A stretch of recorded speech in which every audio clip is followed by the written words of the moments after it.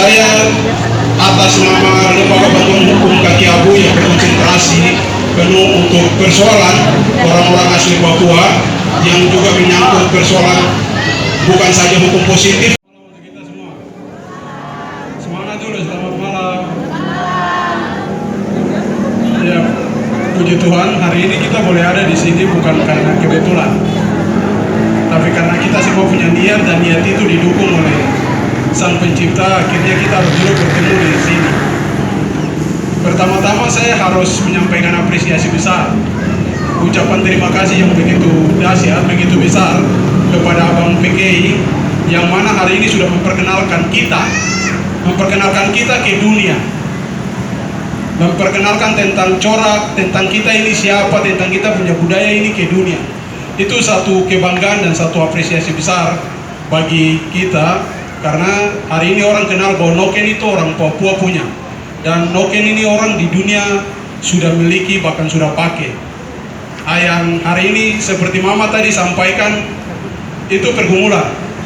Kalau kakak PKI bisa daftarkan ini barang sampai di UNESCO, sampai di dunia, bagaimana dengan kita yang ada di internal hari ini? Bagaimana dengan kita yang ada di dalam daerah, bahkan ada di Papua? Katanya ini kita budaya harus diproteksi, harus dilindungi. Untuk itu paling penting seperti yang tadi Mama sampaikan, bahwa kita pun tempat, kita pun Noken, ini nanti kemana? Kalau UNESCO sudah daftar ini sebagai warisan dunia dan itu sudah diakui sebagai milik orang Papua, saya pikir pemerintah sudah harus proaktif, bahkan DPR, perwakilan kita sudah harus proaktif untuk melihat bagian ini, bagian yang penting untuk harus dilindungi, harus dijaga, harus dilestarikan.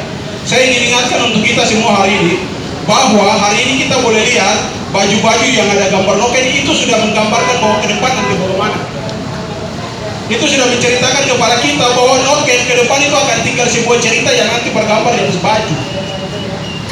Itu satu ketakutan yang sudah ditunjukkan kepada kita, sehingga kita mempunyai kewajiban bersama yang hari ini mungkin kita mengaku sebagai kaum yang intelektual berpendidikan, harus hari ini saya biasa sering berprinsip begini. Kalau kemarin saya mama bapak jual barang di bawah tanah, dia kasih sekolah saya sudah pegang ijazah, saya sudah pegang sarjana, ini saya datang minimal saya angkat dari tanah itu taruh di atas meja. Minimal saya rubah dong punya kehidupan. Itu sederhana saja. Kalau bicara soal legitimasi Noken, itu pertama kita punya dasar pertama, Noken ini sudah terdaftar di badan dunia yaitu UNESCO sebagai warisan dunia. Dan secara eksplisit itu sudah termuat di dalam Undang-Undang Dasar 1945 pasal 18 sebagai dasar pemberian Undang-Undang Otsus bagi kita Provinsi Papua dan Papua Barat, di mana pasal 18 itu kan sudah jelas bagi kita bahwa negara menghormati kesatuan masyarakat hukum adat. Dengan dasar itulah Undang-Undang Otsus itu diberikan bagi Provinsi Papua. Sementara lewat Undang-Undang Otsus itu juga secara eksplisit juga sudah diatur di dalam peraturan, sudah diatur dalam Undang-Undang Otsus pasal 43 kalau tidak salah dan 44, itu sudah jelas di situ. Pemerintah berkewajiban untuk memproteksi, melindungi, menghormati, mengangkat serta memberdayakan. Hal-hal yang menyangkut adat itu wajib dilindungi dan dilestarikan. Karena kalau barang itu sudah tidak ada, Undang-Undang Otsus itu dengan sendirinya gugur. Karena tidak ada lagi hal-hal yang menyangkut adat itu yang dijaga dan dilestarikan. Karena itu dasar pemberiannya di situ. Karena negara menghormati kesatuan masyarakat hukum adat. Adat itu kan kita bicara tentang kebiasaan budaya, kita bicara tentang sesuatu yang dilakukan bagi kita melekat dan terus menerus. Itulah adat bagi kita, itulah aturan bagi kita. Sehingga ini menjadi penting. Regulasi telah mengatur bagi kita, Undang-Undang Otsus telah memberikan hak itu bagi kita, dan pemerintah, saya pikir lebih sederhananya itu pemerintah menerjemahkan apa yang disampaikan oleh Undang-Undang Otsus tentang memproteksi, melindungi, dan memberdayakan. Terus apa yang menjadi kewajiban pemerintah untuk mendaftarkan kekayaan intelektual orang asli Papua itu, sebagaimana yang dicantumkan di dalam Undang-Undang Otsus itu harus diterjemahkan di dalam aturan pelaksana. Aturan pelaksana ini itu mungkin pemerintah provinsi sudah seharusnya mengeluarkan regulasi atau perdasus yang melindungi, memproteksi setiap kearifan lokal, setiap noken, setiap budaya yang dimiliki orang Papua itu harus diproteksi, dilindungi, diangkat dan diberdayakan, sehingga ini menjadi satu nilai bagi kita yang dapat menarik perhatian dunia dan juga dapat berdampak pada ekonomi mama-mama. Dan juga pemerintah daerah yang mempunyai rakyat yang langsung berdampak, bersentuhan langsung dengan masyarakat, ini yang paling berperan aktif harus melihat hal-hal ini, terutama menyangkut space seperti yang tadi mama sampaikan di sebelah kita, menyangkut space, menyangkut tempat. Pemerintah provinsi tidak mungkin kasih tempat, yang punya daerah itu pemerintah kabupaten kota yang punya tempat.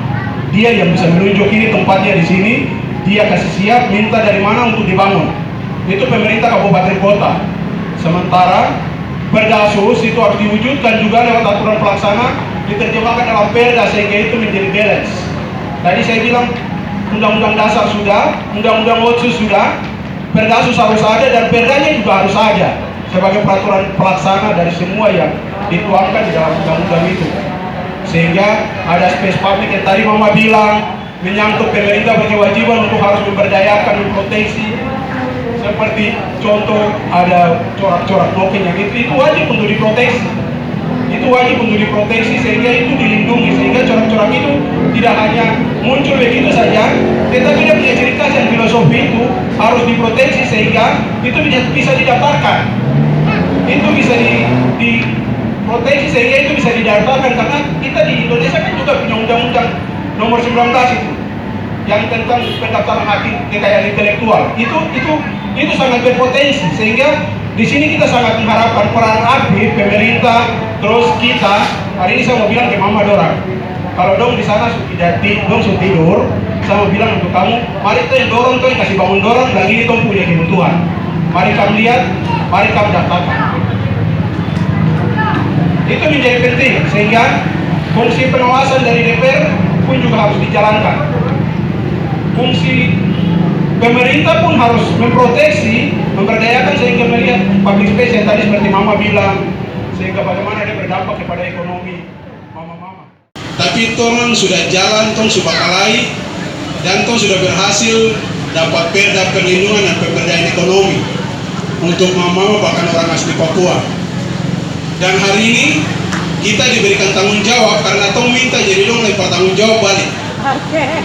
Untuk tahun depan perda tentang perlindungan ekonomi ini, pemberdayaan untuk kamu yang pengrajin noken itu harus kita bikin, dan tong pasti bikin.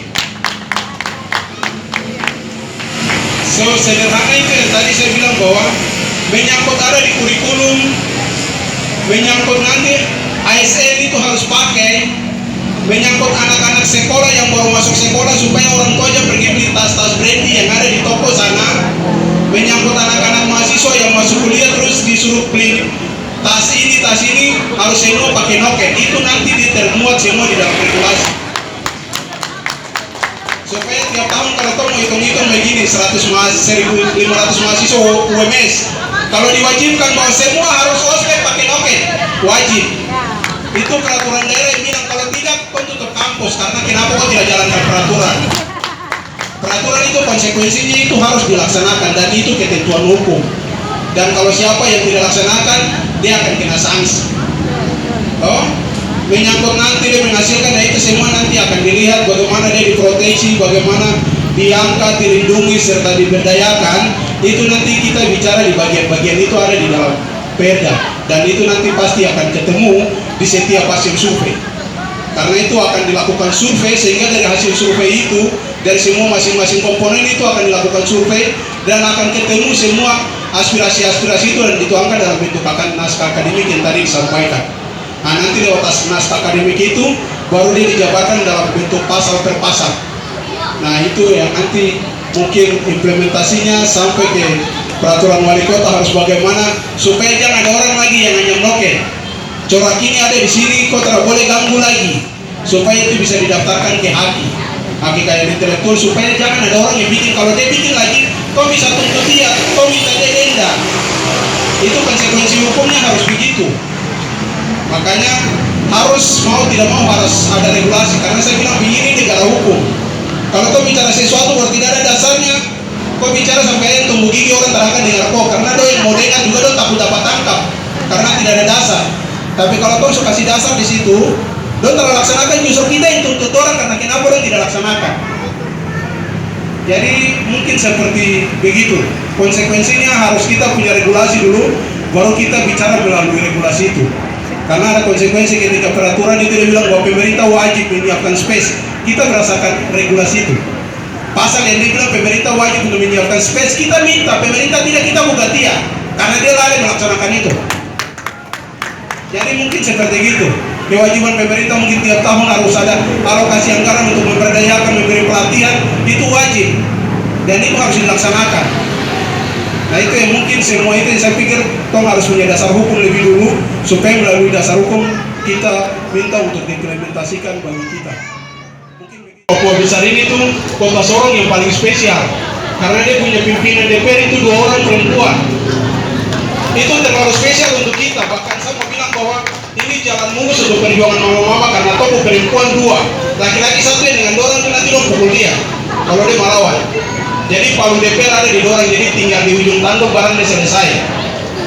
Saya punya keinginan, saya punya gambaran sekali itu bahwa ketika orang masuk wilayah Papua dan Papua Barat, itu orang lebih dulu mengenal Papua besar ini di Kota Sorong. Itu melalui public space yang tadi mama bilang itu, kita punya angan-angan itu, kalau bisa itu dia ada di depan bandara itu. Dia ada di situ, jadi dia bisa menciri khas daerah Lampago, Mepago, Anima, Sayuleri, Gonggerai, itu dia ada harus sepanjang situ. Sehingga orang yang mau datang dari sana ini dong transit di sini, dong bisa belajar tentang Papua itu di Kota Sorong, dong sudah bisa tahu wilayah Papua di belakang sana itu seperti apa, dong sudah bisa lihat bocoran di sini. Itu sederhana saja yang kita ingin dan kita dapat, dan itu pertama saya terima kasih untuk kegiatan malam ini. Terima kasih untuk teman-teman yang hari ini berpartisipasi. Bahkan saya punya mama hari ini bentuk semangat, bukan saja hari ini baru kita bentuk, tapi mereka sudah buktikan bahwa kita sama-sama sudah berjalan. Bagi kita punya satu regulasi yaitu tentang pemberdayaan ekonomi itu sudah disahkan, dan hari ini kita lagi berjuang untuk bagaimana legalitas tentang noken ini harus diakui. Kalau dunia sudah akui, hari ini bagaimana dengan kita di dalam daerah sendiri harus melegitimasi, mengakui itu di dalam bentuk perlindungan dan pemberdayaan bagi mereka sehingga berdampak pada ekonomi mereka.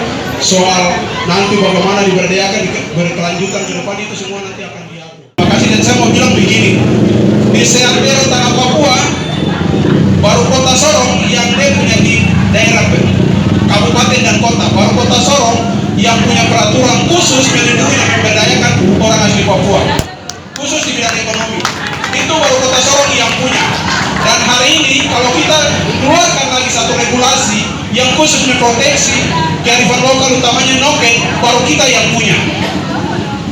Dan ada saya punya abang di sini yang sudah mendaftarkan ini ke dunia UNESCO, dan kita harus menanggapi itu dengan menciptakan legitimasi yang melindungi, memproteksi sehingga memberdayakan mama-mama dalam bidang ini. Dan hari ini kita harus pecahkan rekor di bagian itu.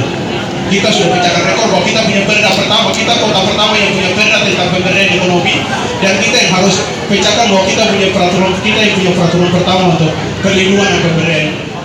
Oke. Terima kasih. Saya atas nama Lembaga Bantuan Hukum Kaki Abu yang berkonsentrasi penuh untuk persoalan orang-orang asli Papua, yang juga menyangkut persoalan bukan saja hukum positif tetapi hukum belum litigasi, biasa kita sebut, termasuk mendorong bagaimana arah kebijakan itu supaya bisa mengarah ke memproteksi hak orang asli Papua.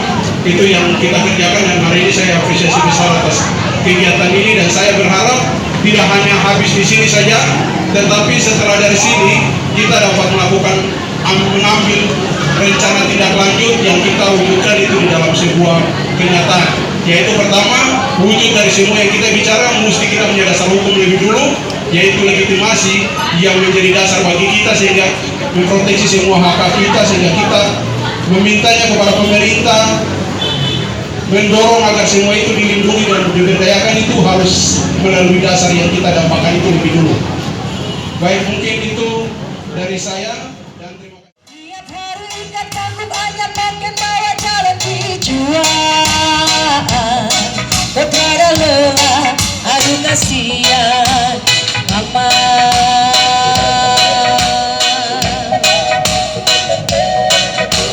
Mama,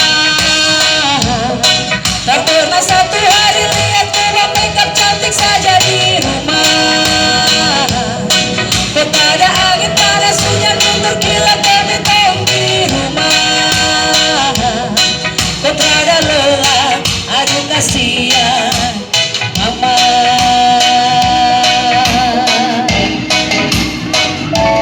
Mama di pasar pakai mege, ikut satu hidup.